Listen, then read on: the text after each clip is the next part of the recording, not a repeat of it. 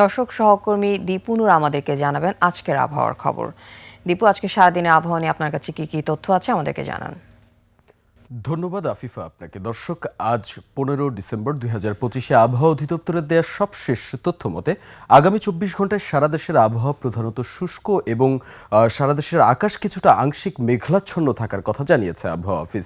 তবে সারা দেশের তাপমাত্রা আগামী 24 ঘন্টায় দিনের বেলা কিছুটা অপরিবর্তিত থাকলেও রাতের দিকে এই তাপমাত্রা রাত বাড়ার সাথে সাথে কিছুটা 1 থেকে 2 ডিগ্রি সেলসিয়াস পর্যন্ত কমে যাওয়ার মতো পূর্বাভাস দিয়েছে আবহাওয়া অফিস। আপনার প্রিয় কাপড়ের যত্নে এলো এনজাইম সমৃদ্ধ Arik silver wash detergent powder 500 গ্রাম মাত্র 70 টাকা। প্রিমার্ক। তবে ভোরের দিকে সারা দেশের কোথাও কোথাও কিছুটা কুয়াশাও লক্ষ্য করা যেতে পারে।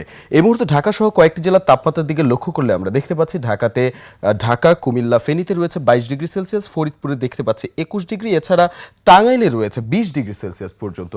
আবহাওয়া অধিদপ্তর আরও একটি তথ্য জানিয়েছে, উপমহাদেশীয় উচ্চচাপ বলয়ের বড় একটি অংশ পশ্চিমবঙ্গ এবং তৎসংলগ্ন এলাকা জুড়ে অবস্থান করছে এবং মৌসুমের স্বাভাবিক লঘুচাপটি বর্তমানে দক্ষিণ বঙ্গোপসাগর জুড়ে রয়েছে, তবে এর বড় একটি অংশ উত্তর পূর্ব বঙ্গোপসাগর জুড়েও বিস্তৃত রয়েছে।